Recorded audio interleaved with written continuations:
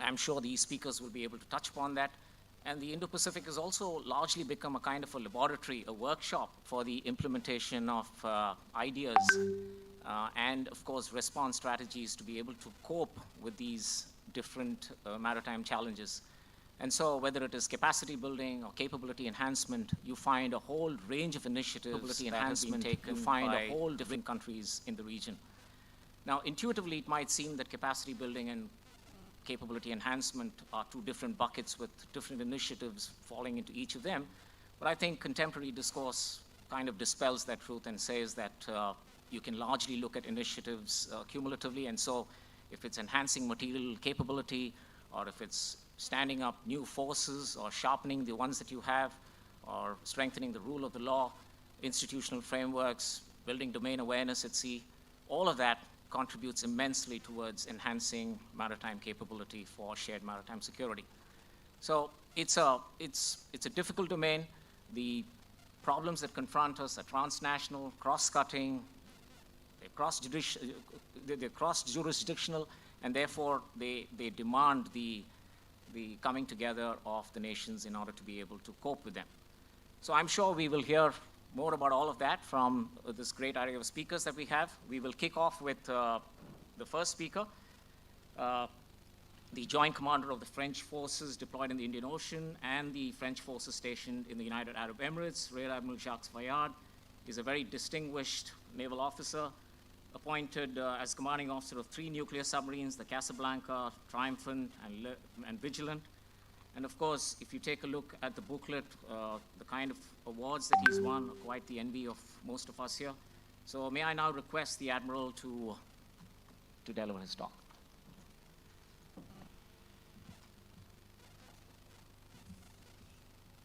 Thanks a lot, Admiral. Thanks for the warm welcome of the Indian Navy and of his chief, Admiral Hari Kumar. Thanks for the perfect organization of the Eastern Naval Command. And thanks for this opportunity given to exchange on maritime security issues from the French point of view in front of such a distinguished multinational audience in the framework of the Milan International Maritime Seminar. Since September 2020, I have been appointed as Joint Commander of the French forces deployed in the Indian Ocean. And in this position, as Flag Officer Al-Indien, I have maritime, joint, and cross-governmental responsibilities. I am carrying out operational control of all French air and naval assets deployed from Suez Canal to Malacca Strait. I am the Joint Commander of the French forces stationed in the UAE in the framework of a bilateral defense agreement. I am the commander of the European Agenor operation in the framework of the European-led Maritime Awareness in the Strait of Hormuz initiative, EMASO. I am the national contingent commander of the French contribution to the coalition operation Inherent Resolve in Syria and Iraq in order to defeat Daesh. And last but not least, I am the representative of the French Prime Minister for law enforcement at sea in the Indian Ocean maritime area. I am here because France is a sovereign nation of the Indo-Pacific area. It is a coastal nation and a maritime power in the Indo-Pacific.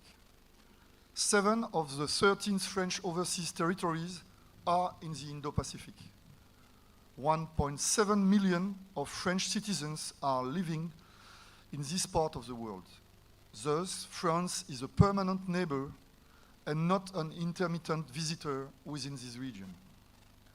These territories in the Indo-Pacific represent 9 million square kilometers of the total 11 square kilometers of France's exclusive economic zone, which make it the second largest EEZ in the world. And furthermore, more than 200,000 French citizens live in the littoral countries of the Indian Ocean, in Asia, and in Oceania. The French military forces are permanently deployed throughout the Indo-Pacific region. They are based in 2 host countries, that is to say, the UAE and Djibouti, and in 3 French territories, La Réunion, New Caledonia, and French Polynesia. The Indo-Pacific has become the world's demographic and economic center of gravity, with 60% of the world population, 17 of the world's 20th largest harbors, and 75% of the world's maritime trade. Globalization of economy has induced a shrinking of the geopolitical space. The security of the maritime commons and of the sea line of communication has become an issue, and monitoring and securing them is a challenge that goes beyond notions such as borders or geographic delimitations. France and the Indo-Pacific countries are clearly connected and economically interdependent.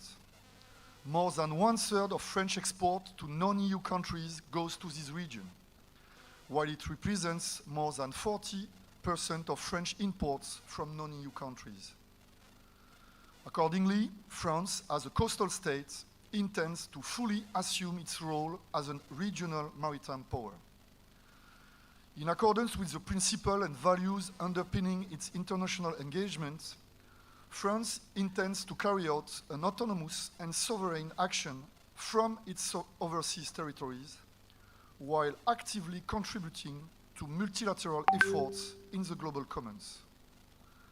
France has 4 strategic ambitions in the Indo-Pacific: defend and ensure the integrity of its sovereignty, the protection of its nationals, territories, and EEZ, contribute to the security of regional environments through military and security cooperation, maintain a free and open access to the global commons in cooperation with its partners in a context of global strategic competition and challenging military environments, assist in maintaining strategic stability and balances through a comprehensive and multilateral action. First of all, France's operational involvement for maritime security relies on its participation in multilateral operations. From Djibouti, France deploys joint capabilities designed to secure the sea line of communication of the Bab el-Mandeb Strait and to fight against piracy. Within the framework of the EU Operation Atalanta, multilateral efforts supported by the joint action of diplomacy and international aid actors allowed a significant diminution of this phenomenon. EU NAVFOR Atalanta has not only curbed piracy, securing 25% of the world's maritime traffic, it has also established the European Union as a regional player in maritime security. France also autonomously contributes to maritime security with a permanent deployment of naval assets in the northwest of the Indian Ocean, either under national tasking or within the multilateral framework of the combined maritime forces. And last year, the French Navy ships under my operational command, in direct support of CTF 150, seized and destroyed 33 tons of narcotics in 25 operations. In the Strait of Hormuz, strategic choke point under a great level of tensions in 2019, France, with 8 other European nations, decided to establish the European-led Maritime Awareness in the Strait of Hormuz initiative, whose military pillar is the Asean operation. EMASO is all about de-escalation and inclusive approach for maritime security issues in the Gulf region. We have celebrated 2 days ago, on the 25th of February, the second anniversary of this quiet European success. The 9 European nations involved in EMASO, namely Belgium, Denmark, France, Germany, Greece, Italy, the Netherlands, Norway, and Portugal, represent 30% of the maritime shipping in the Strait of Hormuz. They act in accordance with the international law of the sea, they offer an autonomous maritime situation awareness, and they contribute directly to reassuring maritime shipping in a period of tensions. Our action is framed by our commitment to safeguard a rules-based order. France will continue to uphold the respect of international law, which is the condition for maintaining freedom of navigation and overflight in all international straits and global common spaces. As such, France rejects any interpretation of the law that would not be compliant with the United Nations Convention on the Law of the Sea, UNCLOS. 40 years after the signature of the UNCLOS Convention, France will continue to exercise its freedom of movement wherever law allows it, in particular in the Strait of Hormuz and in the South China Sea. As a leading maritime power, France's maritime security priorities in the Indo-Pacific are to counter piracy, EU fishing, maritime terrorism, and any kind of trafficking. France also intends to protect its maritime-related economic and environmental interests in the area. To this end, France implements a consistent and coordinated Indo-Pacific maritime cooperation policy. Maritime cooperation is a major feature of bilateral and regional engagements. End of March, in the framework of the Indian Ocean Naval Symposium, French and Indian navies will co-organize a multinational HRDR exercise called IMEX 22 off the coast of Goa, with participation of other regional navies like Iran, Bangladesh, or Sri Lanka. France also aims to develop, as a complement to its national engagements, bilateral and multilateral partnerships in the field of maritime domain awareness. That means deepening the existing bilateral maritime dialogues with its partners. That means facilitating maritime information sharing and fusion with its partners. France contributes to the strengthening of the existing information fusion centers in Madagascar, Singapore, and of course, India. France has appointed, since the beginning, a dedicated liaison officer in each of these centers.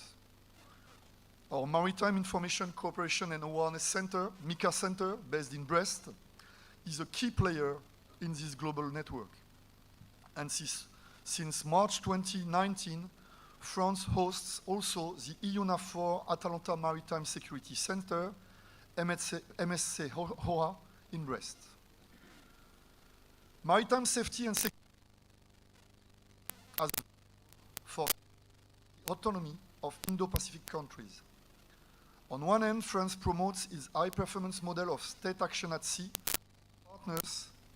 On the other hand, France supports Europe's growing commitment in many areas of maritime safety and security: capacity building, training, funding for maritime information structure, and operational intervention in the Indo-Pacific. These EU projects are complementary to France's national effort. In order to preserve the achievement of the European project MAS, Maritime Security, and CRIMARIO 2, Critical Maritime Routes, Indian Oceans, France promotes with the EU the sustainability of the regional maritime security architecture within the Indian Ocean Commission, IOC, framework. France also advocates a global Indo-Pacific approach for the European project that will succeed to MAS and CRIMARIO. The EU delivered its Indo-Pacific strategy in September 2021. This is a concrete sign of an awareness of the need for our European nations to have a global vision of maritime security. In this respect, France is particularly proactive. It gives the European Union a global legitimacy and presence through its territories and maritime spaces on all oceans. But to meet the challenges of the Indo-Pacific, the EU needs to have a greater presence in the area and to ensure better coordination of its naval deployments. Last week, the EU decided to extend the mechanism of coordinated maritime presence, CMP, to the northwest of the Indian Ocean, as it was already the case in the Gulf of Guinea. Facilitated by upstream coordination between European maritime powers, CMP will provide a flexible framework for maximizing the effects of naval deployments through the regular presence of our units, their knowledge of this area, and the constant sharing of information. It will reinforce our interoperability. In this way, we will be able to collectively better protect the freedom of navigation of maritime shipping in this region. To conclude, France is involved in the whole spectrum of military and security actions in the Indo-Pacific, from maritime interdiction operation to law enforcement at sea through different levels of cooperation with regional partners. It is not only as a maritime power, but also as a coastal state interested in maritime security in its approaches that France is interested in the Indo-Pacific. I am convinced that efficient information sharing networks, enduring cooperation framework, and improved technical and legal interoperability based on shared values and common interests are key capabilities to the future of shared maritime security in the Indo-Pacific. Thanks for your attention.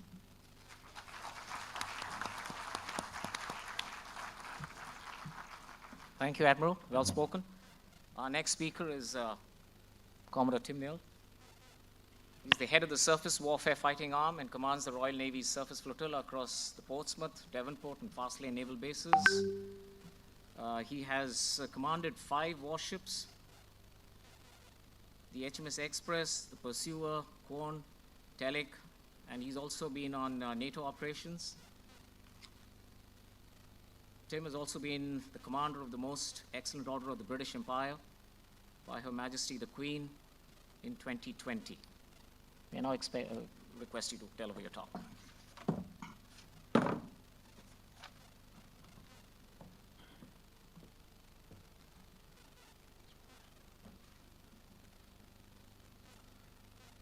Admiral Kumar, sirs, ma'ams, ladies and gentlemen, a hearty good morning.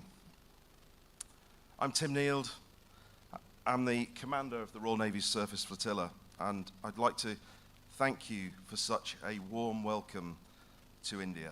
It's great to be back amongst friends at Exercise Milan 22, and thank you for affording me this opportunity to take part in today's maritime seminar, where we're really privileged to have such a great opportunity to engage in a free and open discussion around some of the most significant challenges and opportunities that face us as maritime nations.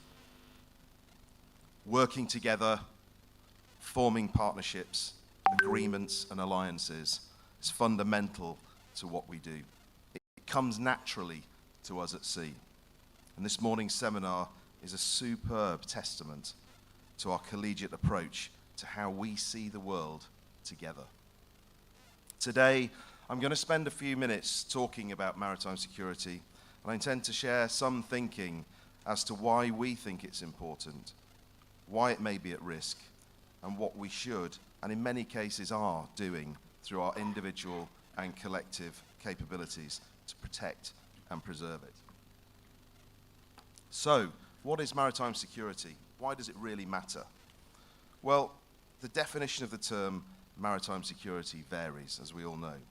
While no internationally agreed definition exists, the term has often been used to describe an umbrella term, both existing and new regional international challenges to the maritime domain. Evolving initially from a narrow perspective around national naval power projection, maritime security really is now somewhat of an umbrella term, one that allows us to group together and classify issues in the maritime domain that are related to national, regional, and global security. The maritime environment, economic trade and development, and of course, human security. And whilst we may have different perspectives, I think we all agree that it's important to us all and the ongoing success of our respective countries. In the main, maritime security is intrinsically linked to the security of trade and hence to our prosperity. In this respect, it means what happens at sea is really felt on the land. Taking the example of the global shipping industry alone, operating in the maritime domain presents a wide and complex range of security challenges to be aware of and to mitigate against. Piracy and armed robbery at sea, the trafficking of people and illicit goods, maritime pollution and illegal fishing, maritime terrorism and interstate rivalry or territorial disputes are just some examples which are familiar to us all. Now, as maritime nations, the threat to our security is very real. And the result of these threats, many of which are taking place beyond the horizon, and in many cases in international waters, comes back with a tide to directly impact our lives ashore. Piracy increases shipping costs and routing times, passing on price rises or shortages direct to our consumers, causes disruption or delay to production of flows of energy by sea, placing our access to secure, affordable energy at risk, just to name a couple of the most obvious effects. The real-world impact of a few oil or gas tankers not making it to their destination ranges from commercial and economic pressure at one end of the spectrum to environmental catastrophe to nothing happening when you flick the light switch on at home or try to turn on your cooker. Furthermore, in today's global system, we're all truly connected, for better or for worse, which makes that challenge much more difficult. Now, this very fact was summed up really eloquently by the Indian President Modi during his Maritime Security speech last year at the UN. Our prosperity depends on the active flow of maritime trade, and barriers in this path can pose a challenge to the entire global economy. Really powerful. The crux of his remarks can best be summed up as signposting that a comprehensive approach to maritime security is required in order to protect and support legitimate maritime activities whilst countering traditional and non-traditional threats in the maritime domain. So what? Maritime security is absolutely an international responsibility. Home to some of the economies and cultures that have driven global development so strongly over the past decades. Regions such as the Indo-Pacific, and particularly where we stand today, the Indian Ocean region, have and continue to experience tremendous growth. Growth that is enabled and supported by a rules-based international system, leveraging maritime freedoms, access, and connectivity at its very core. All of us here are representing our nations, and I'm sure we'd agree, with such progress and power comes responsibility. There's an obligation on us all to work nationally in support of maritime security, and together internationally to safeguard and protect the system such that we preserve the gains we enjoy, while simultaneously bolstering the system to create opportunity for growth for others as it has for us. How we achieve this is what drives us and our relationships. And I'm going to offer a few thoughts now from the UK and specifically the Royal Navy's perspective on how we might meet this challenge together. When looking at how we can deploy or grow the capabilities to meet these challenges, I like to keep things simple. We're all sailors at the end of the day, and that's usually a good way to go. So I'll focus on 5 key themes. First of all, we need agreement. Now, whilst we are partners and allies, I recognise we don't always agree on everything. It's inevitable that across such a broad and diverse theme, such as maritime security, there may at times be points of disagreement. However, despite this, there's a rich seam of agreement amidst the key issues and challenges that permit a powerful consensus for action, whilst preserving room for constructive challenge along the way. To deliver success in the maritime domain, we also need partnerships. Partnerships that can offer us all a stage upon which to voice an opinion, raise issues, leverage a stake in creating the regional and local solutions that are required. The slide here highlights some great examples of where such partnerships have delivered really tangible success. The IMO, the Indian Ocean Naval Symposium, the Indian Ocean Rim Association, Combined Maritime Forces, the CTFs, RECAP, and of course the Indo-Pac Maritime Coordination Cell hosted by the US out of Hawaii. In considering that cooperation is a principle of war, we need to be prepared to share information in order to elicit success. Something that we are delighted we've achieved collectively with the various maritime domain awareness programs operating in the Indian Ocean region and recently established intelligence fusion centres, which are providing such valuable touch points for embedded liaison officers to improve our collective ability to share information with each other in the pursuit of effective maritime security. Finally, we need presence and commitment. The UK is committed to the Indo-Pacific region and being an active player in the mechanisms and frameworks that derive solutions to the challenges that are currently facing the region. Our commitment was amplified last year when the UK government published a comprehensive integrated defence review. This review clearly recognised the Indian Ocean and the Indo-Pacific regions as being central to how the global commons and its future develops. And it made clear our commitment to being with you in the region and deeply engaged in the mechanisms and frameworks that produce the solutions to its challenges. An easy thing to say, I know, but we're backing up our words with actions. As a follow-on to the deployments of Albion, Sutherland and Montrose to the region in 2018 and 19, the inaugural deployment of our Queen Elizabeth Carrier Strike Group last year, a multinational effort, achieved great things. Only 4 months ago, the CSG-21 task group carried out the most complex, large-scale and ambitious range of integrated exercises with the Indian Armed Forces. In doing so, making a clear statement of our intent to be more than just a voice at the other end of the phone.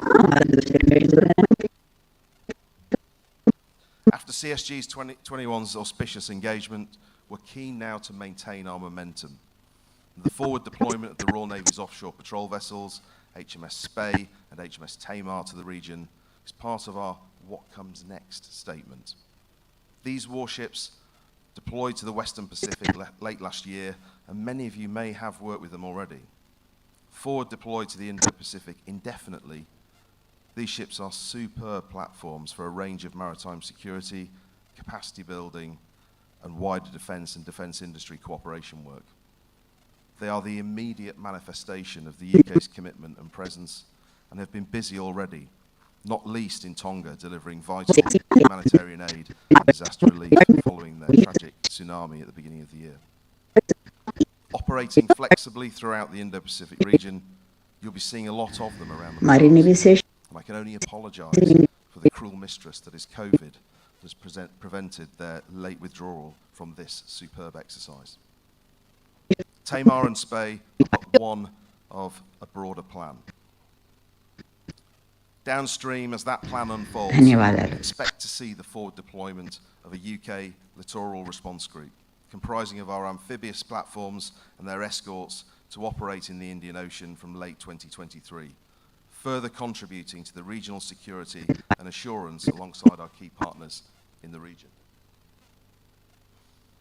This slide gives a brief idea of the scale and scope of capability cooperation and partner activity that we hope to embark on with key partners and allies in the region. Leveraging opportunities to conduct the full range of maritime security engagement, from maritime liaison assessment teams to work with key partners to better understand our future challenges, support augmentation, liaison and training teams to enhance the delivery of defence effect through partnered operations, engagement and training, building up through strike team deployment for partnered training. Where the requirement exists, a larger tailored strike group of up to 150 ranks may deploy. That will give us the full range of amphibious options for surface, air and ground manoeuvre capabilities to be rendered in support of a partnered operation. So to bring this to a close, I want to return full circle to what PM Modi's speech to the UNSC said last year. We recognise this in the UK. Our aspiration as a global Britain requires a truly global navy, protecting our interests worldwide, engaged with our key partners and allies in an increasingly grey, technologically advanced battle space. Our capital investment in new ships, submarines, aviation capabilities and commando forces has technology woven right through the very heart of it. We look forward to deploying these capabilities to work alongside you in the years to come as we maximise every drop of energy and resource toward achieving our shared aims and objectives in the region. Throughout this endeavour, one thing is for sure. Maritime security will continue to be an enduring constant and will only be guaranteed by working together in collaboration with you, our key partners and allies. Thank you.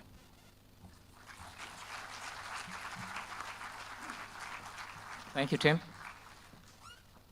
Our next speaker is Captain Harisundar Raju from the Royal Malaysian Navy. He's been the commanding officer of the fast attack craft KD Gunnars, as also KD POS. He's currently holding the appointment of commanding officer of Pustakmar, which is the Maritime Tactical Center in the Western Fleet Command Headquarters. Over to you. Thank you, Admiral, sir. Admirals, senior officers, esteemed panelists, distinguished delegates, ladies and gentlemen, good afternoon. Yeah, good afternoon, sir. First and foremost, sir, on behalf of the Royal Malaysian Navy, I would like to take this opportunity to express our sincere appreciation for the Chief of the Navy, sir, Admiral Hari, sir, for being able to inviting us to be able to take part in this prestige conference, sir. It is indeed a great pleasure and honor for me to be here to share my thoughts and my aspiration, especially the topic given to us with regards to enhancing capabilities towards the shared maritime interests and security. I look forward for the opportunity to share and learn from everybody here the experiences and all their perspective, so we'll be able to have a shared interest. First and foremost, let me say that this conference is important because it gathers fellow maritime security practitioners and stakeholders from various regions and that we cherish as partners towards enhancing maritime security.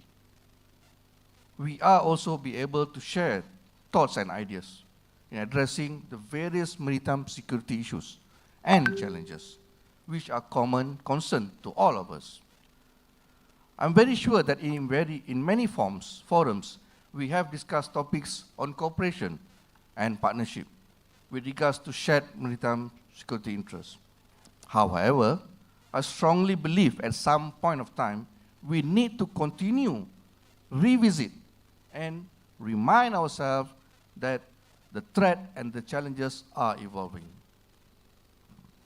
in which we require to keep renegotiate the situation as to be always aware, relevant, ready, and responsive. Ladies and gentlemen, in today's speech, my presentation will be focusing on the following key concerns. First, what are the most common and evolving maritime security challenges that influence and impact the traditional role of the navies?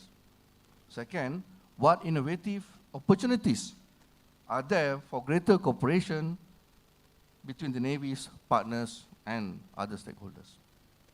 Maritime security, despite its common usage, is not an easy term to define because it involves a wide range of concerns and differs from nation to nation.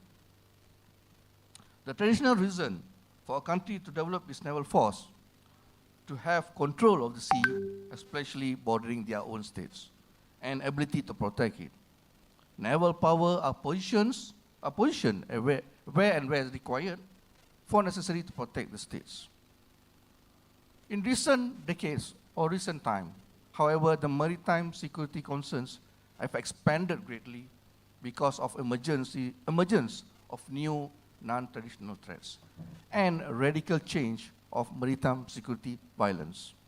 We are now facing with multifaceted challenges from various aspects of maritime security, especially on maritime claims and dispute. In addition to this, which also includes emergence of modern piracy, terrorism, militancy, new criminal activities, environmental issues and disasters, and etc. More worrying is that the list is ever growing, and such threat will surely change the role of the navies in the world now and in the future. The effect is not just impacting the peace and security of the nation, but also the region and the world. It is important for us to comprehend and make sense of the factors and elements that evoke such changes before we seek to remedy or to minimize or mitigate and manage the implication. In today's globalized world, we can't afford to stand alone. We will be defeated by any opponent.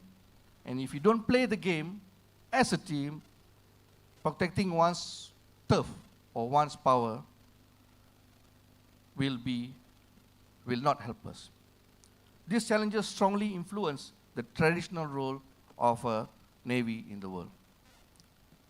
We need to be more innovative in seeking creative ways and means to establish sustained cooperation, whether within states, between the nations, and agencies.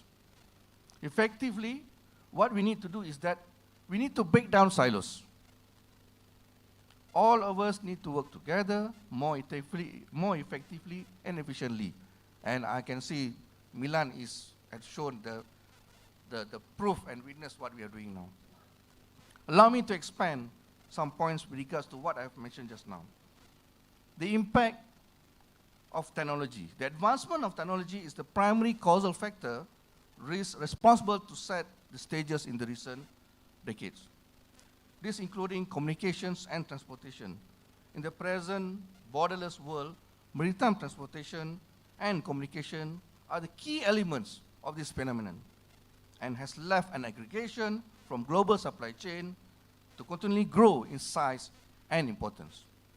The importance of securing the global supply chain is obviously a matter of great international concern.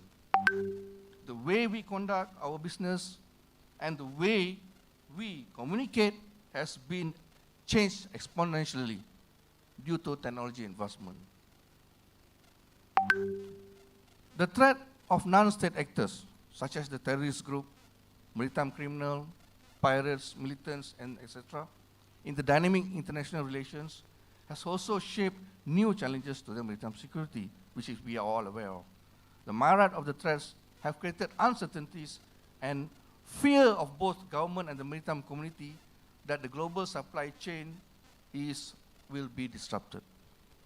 We have to be aware of that. Next is, we are talking about interdependencies. We need to cast out the denial syndrome and the bad things that will not happen. Rest assured that mostly maritime problems are contagious and transboundary in nature. An issue that occurs in one country can just quickly become bilateral, regional, or in fact, global concern. The only way to address such challenges would be enhancing cooperation and partnership. Finally, another final point is the effect of climate change.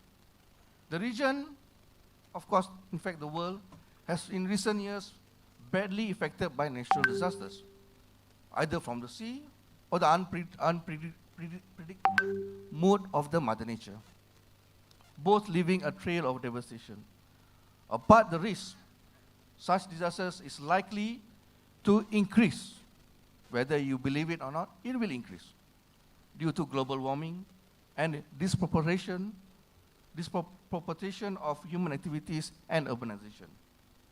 Such disasters and calamities have increased, and in the need for the navies and the armed forces to be responsive and address the national and regional crises have changed. Despite of all these changes and issues, we shall not look at the sea as an obstacle, but rather an opportunity, particularly to further strengthen existing cooperation and fellowship among the countries as international partners. A region that is peaceful and prosperous is good for the global community and economy. On the same note, we as a maritime community need to further enhance our role in upholding the maritime security and at the same time intensively our working relationship. Finally, sir, despite the prevailing maritime security challenges, whether from traditional or non-traditional security threats, there are opportunities for us to explore seriously as to further enhance cooperating and partnership. In the sense, strategic engagement between nations are essential. This will accord all stakeholders the opportunities to share their thoughts to seek innovative, creative, and most importantly, effective collaboration.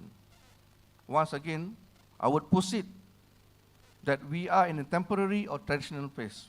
The situation is evolving, and we are still adapting and adjusting to the changes. There are many uncertainties as to what lies ahead. Therefore, we have to be persistent and continue to explore new ways, improve the way we do on maritime security business. With that, ladies and gentlemen, I end my speech. Thank you. Thank you, Captain. Our next speaker is Captain Junji Tabuada, who is currently the Superintendent, Fleet Training and Doctrine Center.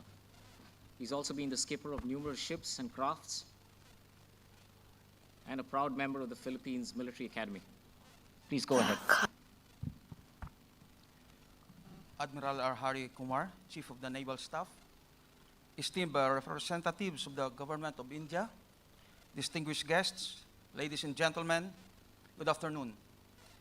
A pleasant day to everyone. First of all, I would like to express the Philippine Navy's sincere appreciation it being to the or Navy becoming the native currency. 2022 for your kind invitation. It is an honor to be invited as one of the speakers of Milan's 2022's International Maritime Seminars, a significant platform that facilitates purposive discussions concerning maritime issues of contemporary relevance, which aids in fostering academic interactions between different maritime stakeholders in pursuit of peace and stability in our global maritime commons.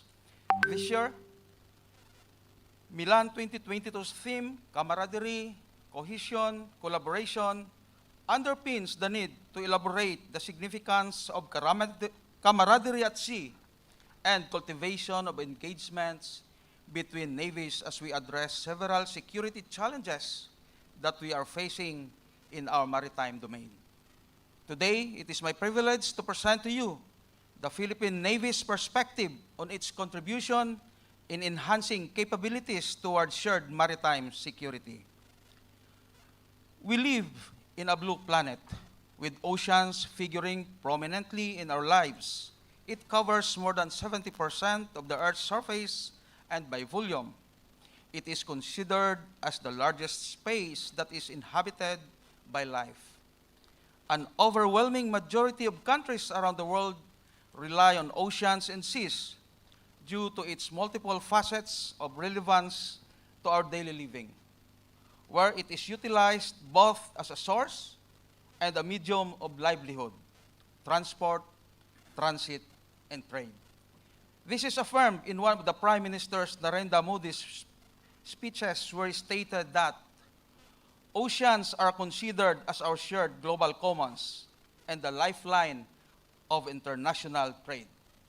After all, it constitutes resources that are significant for the survival and prosperity of all people, making it the foundation of the world's global economy and modern society.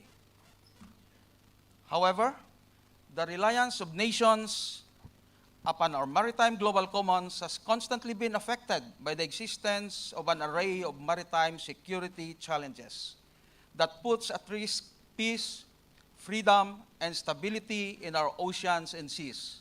Accordingly, these challenges include both traditional and non-traditional security threats, such as threats to freedom of navigation, unilateral attempts to change the status quo, and non-adherence to the international law, piracy and armed robbery, maritime terrorism, drug and firearms trafficking, illegal trafficking and the smuggling of migrants by sea, and intentional and unlawful damage to the marine environment.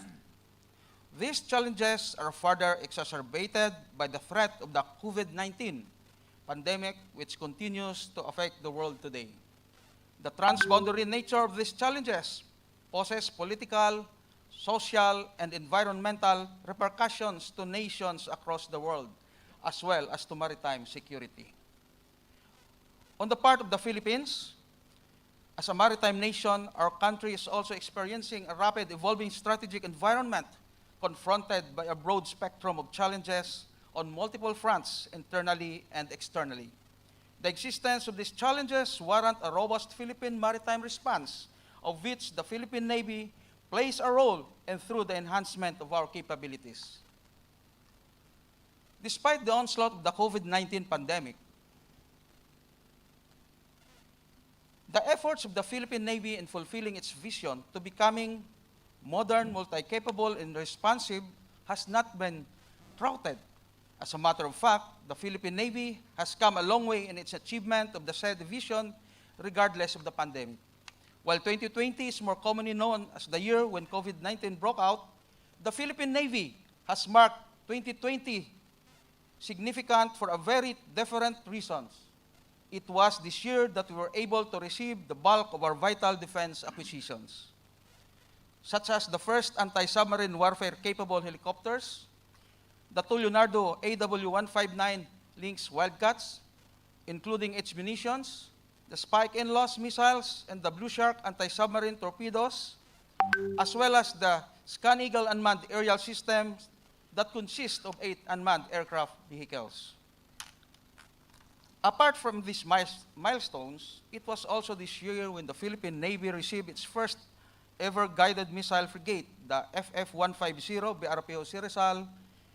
The delivery of this frigate is considered as the highlight of the organization's 2020 capability enhancement programs. FF-150 sister ship, the FF-151 BRP Antonio Luna, arrived at the earlier part of 2021. With its anti-air capabilities, the Mistral 3 surface-to-air missiles following suit a few months later. More of these defense acquisitions will be expected in 2022. The Sea Star missiles, which will be the main surface-to-surface weapon of the Osirisal class, will be arriving in the first quarter of this year, while 2 of the 8 units of Sheldag Mark V fast attack interdiction craft missile will be arriving at the last quarter of the year. In addition, a budget has also been allocated to procure 6 offshore patrol vessels and 2 missile-armed corvettes. Lastly, the Philippine Navy is also glad to announce that it has purchased the long-awaited BrahMos supersonic anti-ship cruise missile, making it a member of a small group of Southeast Asian countries who possess such capability. The BrahMos missile is the ideal weapon for the Philippine Navy's shore-based anti-ship missile project and will be utilized with the Philippine Marine Corps Coastal Defense Regiment. Along with the upgrade of its assets, the Philippine Navy has also continued conducting high-impact international defense and security engagements with its partner navies, such as participating in international maritime exercises, virtual symposiums, conferences, and personnel exchanges with like-minded navies. This includes the 15th ASEAN Navy Chiefs meeting, the 24th International Sea Power Symposium, the 4th Multilateral Maritime Virtual Key Leaders Engagement, and the 4th International Maritime Security Symposium, to name a few. Further, the Philippine Navy also regularly avails foreign educational courses and trainings with counterpart navies that aid in harnessing the skills of our personnel. Likewise, India sends international military students to the Philippines, an example which it is availing of the AFP Command and General Staff course for one of India's military officers this year. The Philippine Navy also regularly partakes in an array of bilateral and multilateral exercises. It was during the pandemic that the Philippine Navy was able to participate in and conduct its most momentous activities. Last August 2020, the Philippine Navy successfully sent FF-150 to 2020 RIMPAC. During this time, the Philippine Navy was finally able to proactively participate due to the upgraded asset. We also regularly participate in the several exercises, namely Exercise Kamandag, Exercise Sama-Sama, Lumbas, Sikat, Kakadu, and Exercise Komodo, among others. Last October, the Philippine Navy was also able to successfully host the culmination of the 17th Western Pacific Naval Symposium, which is historic as it is the first time an event of such nature was hosted virtually. And this will be the first of many for the Philippine Navy as it continues to participate in significant engagement that ensures maritime security. Having said all of this, it is clear that the organization was not hindered by the COVID-19 pandemic. Notwithstanding the present issues and challenges COVID-19 entails, the Philippine Navy was able to adapt and respond without compromising its vision of modernizing its capabilities. Even more so, it is because of the pandemic that the importance and urgency of enhancing capacity and capabilities are stressed more than ever because of the exacerbated security challenges of the current maritime environment to which navies around the world are now operating in. The need to improve operational readiness and responsiveness is clearly highlighted. I also want to emphasize the complex nature of maritime security challenges compounded by the pandemic, which warrants increased engagement between navies despite fewer face-to-face interactions. The conduct of Milan 2022 is a great example of the Navy's capacity to adapt to the new normal and to continue naval cooperation. Further, through engagements such as the International Maritime Seminar, channels of communication can be opened and mutual understanding on the need to uphold the rules-based order. In closing, it is said that the 21st century will unequivocally be a maritime security pointing towards the growing dependence on resources from oceans and seas, as well as the significance of maritime trade and transport, which is the backbone of global economy. However, maritime security will also continue to be undermined by daunting threats that pose extensive negative consequences across the globe if remained unresolved. Through the continuous modernization of the Philippine Navy, we are able to contribute to the Philippines' robust maritime response in addressing challenges in our maritime domain. The enhancement of our capabilities also enables the Philippine Navy to engage and collaborate with counterpart navies through a aforesaid spectrum of activities and engagements that foster a safe and secure maritime environment exemplified in our participation in different international defense and security engagements. Bounded by the belief that unilateral solutions are often inadequate in addressing today's maritime security challenges, the Philippine Navy will continue the enhancement of our capabilities as well as collaborate with counterpart navies in pursuit of addressing several maritime security challenges and contributing to maritime security. Accordingly, it is through camaraderie, cohesion, and collaboration where we show our firm resolve in contributing to international stability.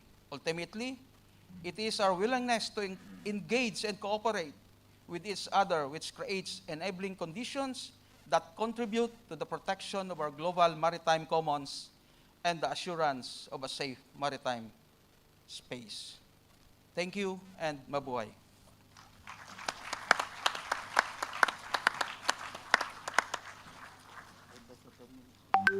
Thank you, Captain. So we are about 9 minutes behind. Can we allow a few questions before I sum up? Thank you, sir. Does anybody have a question?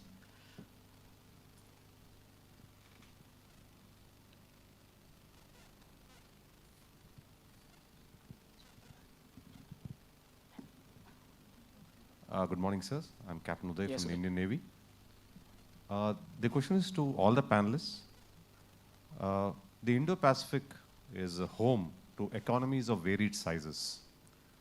Enhancing capabilities comes at a price.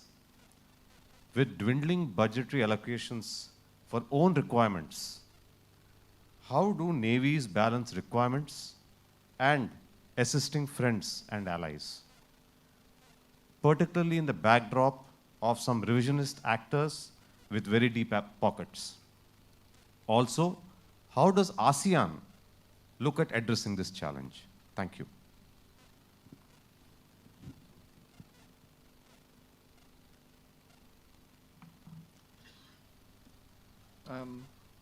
Thank you, sir. Thank you for the very good questions. Allow me to take the question first. You're talking about Asian countries, right? This is from Malaysian perspective. Asian countries, we always we have the Asian way. ASEAN way. So the way we do things is always been in a cooperative manner and consensus. So in order to enhance our relationship, we already, the Asean Charter already mentioned talking about ASEAN centrality. So whatever it is, whatever actions we are moving on in the future, we always focus on this consensus, all right? And that's why since the ASEAN countries is not that rich countries, as you say, so that is one of the reasons why the cooperation is very, we need that cooperation very much, right? We have the major powers coming in the area. We are the center of the South China Sea, and mainly all the disputes are coming from there. So there's no other way, as I mentioned just now. The only way is we need to collaborate and cooperate with each other. And the vital part here is the information sharing, right? And of course, because of the budget, the only way is the cooperation is the most only way out in order to get everything compounded. Thank you. Yeah, I would support that comment there.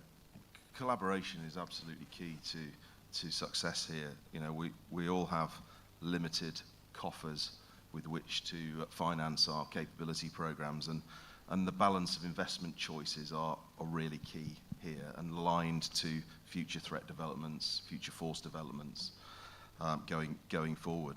And so we need to inculcate, first of all, a really value-conscious culture so that we spend our defence budgets in specifically targeted areas.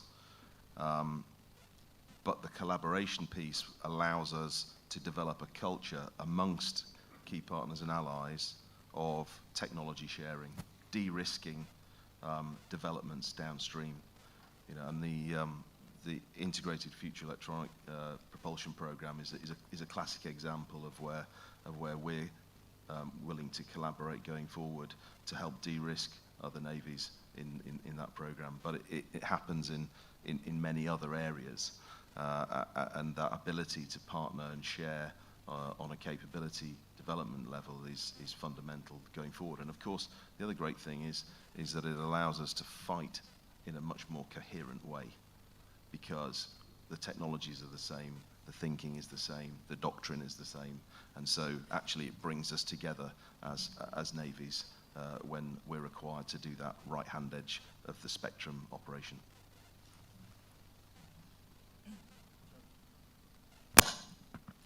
Good afternoon. Thank you for that question. Before I will answer your question, sir, I will base it saying, unity is strength. Through teamwork, cooperation, and collaboration, we can achieve great things. So my answer will be around that saying, sir. Thank you.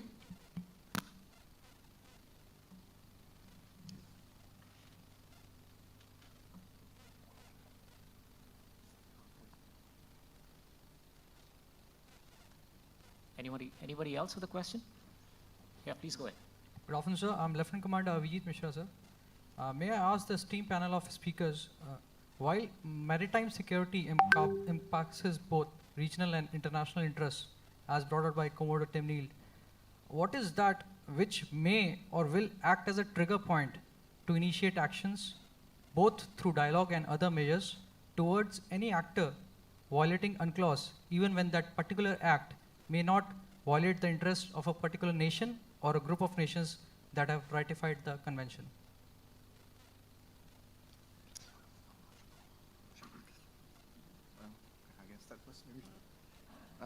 Okay, you're talking about UNCLOS and how it unites the whole maritime domain. I think Admiral Paparo or Admiral Noonan, I think, mentioned about it is the UNCLOS is still not law binding yet. You know, it's just a convention. It's just a convention. So it already started. So every countries are slowly moving in for getting cooperated, and I'm very sure in the future it will enhance further and be more, more place important part in how to rearrange the whole maritime domain, right? For example, those days, the UNCLOS was here quite early, and nobody even goes to the court itself. But with the Philippines coming in for the first time, so we already have that concern. So perhaps maybe in the future, more countries will be coming in and put the case up front without fear or favor, and by then this UNCLOS will be strengthened by itself, and it'll be law binding, and hope that the whole maritime community will be able to follow the UNCLOS.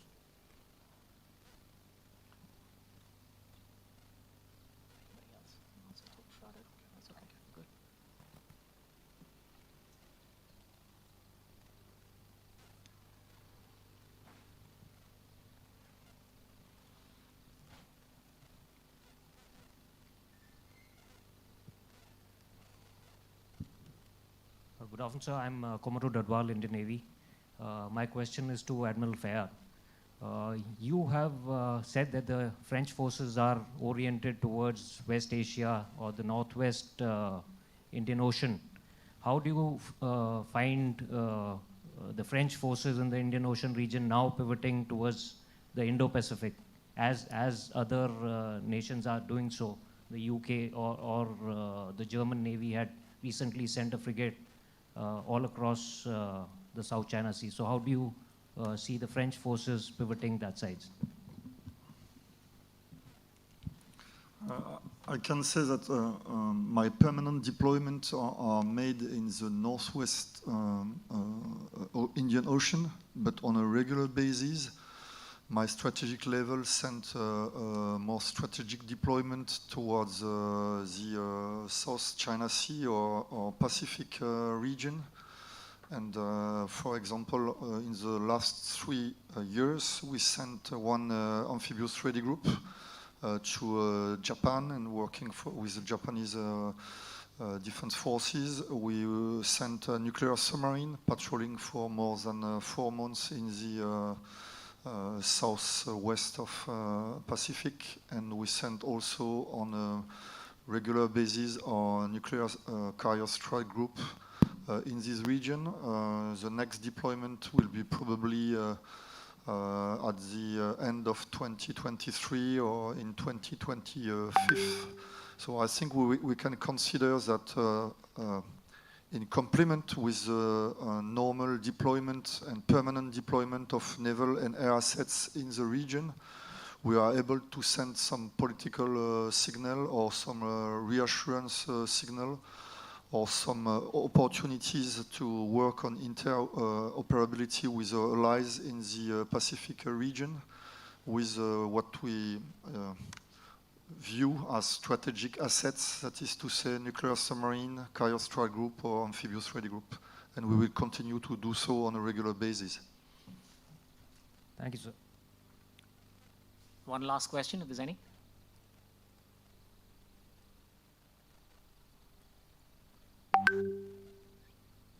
Okay. So I think what emerges loud and clear from the presentations that we heard this morning, as also what the 4 very well presenters, very well presented papers alluded to, is that there is no universal one-size-fits-all solution to maritime security. And that's simply because maritime security encompasses not just traditional themes like naval competition, geopolitical jostling, but also non-traditional themes like piracy, smuggling, gun running, etc., that were brought up. So, and I see that this is particularly the case in the Indo-Pacific region. And the Indo-Pacific region comprises 2 very different and disparate geographies: the Asia-Pacific sub-region and the Western Indian Ocean sub-region. And when you look at it deeply, and from what you hear this morning, I get the sense that the waters of the Asia-Pacific region are beset by a set of challenges and trend lines that are altogether different from what bedevils the Western Indian Ocean region. And the Western Indian Ocean region is, of course, bedeviled by a set of non-traditional challenges. All of these made worse by the acute lack of capacity and capability amongst most of the 25 nations that make up the region. So regional governments are in some way or the other handicapped because they cannot bring to bear the appropriate responses in order to cope with the diverse complexities of this domain. In the context of the Asia-Pacific sub-region, I think what emerges is that possibly managing the naval competition there will be quintessential to actually achieving maritime security in that region. And so we might say the navies were built and they were equipped in order to win wars, but I think the navies have an equally onerous responsibility in preventing them. So particularly ships of rival countries, when they're operating close together, responsible and non-escalatory behavior is going to be very important. Now, there was a lot of talk about the United Nations Convention on the Law of the Sea. For whatever it's worth and whatever the perceptions are, I think the UNCLOS remains the last bulwark against lawlessness at sea. And we do appreciate that any legal framework has to evolve with contemporary trends, otherwise it's going to lose its meaning. And when I say evolve, it doesn't mean that it prejudices the original intent, but it just has to evolve and adapt to technological advancements, adapt to what was brought out in the morning, the malign capabilities of state and non-state actors, and possibly the expanding uses of the ocean over time. So it's very important also that the interplay between domestic laws and international laws is addressed. Because if domestic legislations and rules do not or are not harmonized with international legal principles, we're going to continue to see aggressive operations at sea. And that said, I think it's also important for any legal framework to be all-inclusive, not give the opportunity for countries to opt in or opt out, because that weakens an international legal regime and builds contradictions into a state's behavior. So there's a clear case in the Asia-Pacific region for strengthening the law, possibly collaboratively identifying weaknesses in that law and trying to fix it. The Western Indian Ocean region, the way I see it, it's going to continue to have a myriad of challenges festering that will be beyond the capacity of any single nation to address. And so, like it's been said many a time during the seminar, the first two sessions at least, that collaborative approaches are extremely essential. And so the bigger of the navies, the more resource-rich navies will have to possibly redouble their efforts and direct a significant portion of their resources towards capacity building and capability enhancement of some of these other countries that do not have the wherewithal to protect their sovereign territory and their sovereign interests. So everything that most navies are doing in the form of coordinated patrols and ship and helicopter dole-outs, training, hydrography, all of these will have to continue apace with the initiatives that we just saw, IONS and RECAP and many of these other things. So I think it's been a productive session, and pretty much there is a lot of congruence between what was said in the morning and what has been said now. Once again, I'd like to thank the four speakers for the great presentations, and thank you, sir, for giving us the opportunity.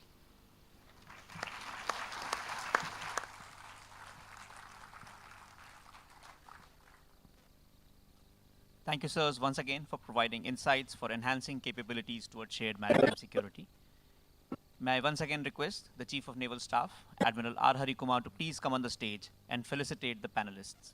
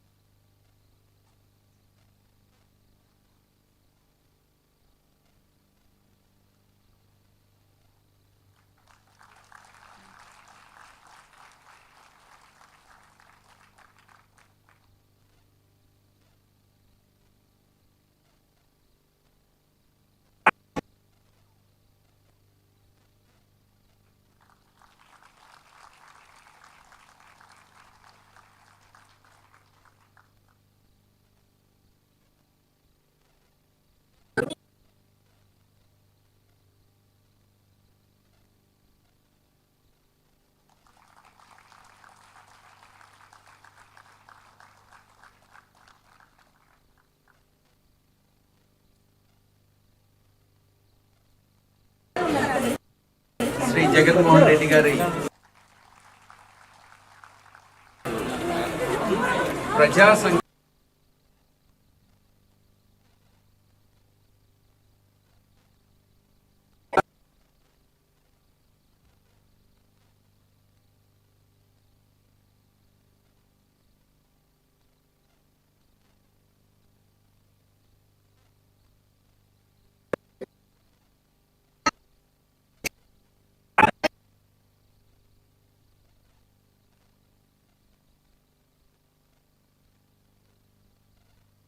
Thank you, sirs.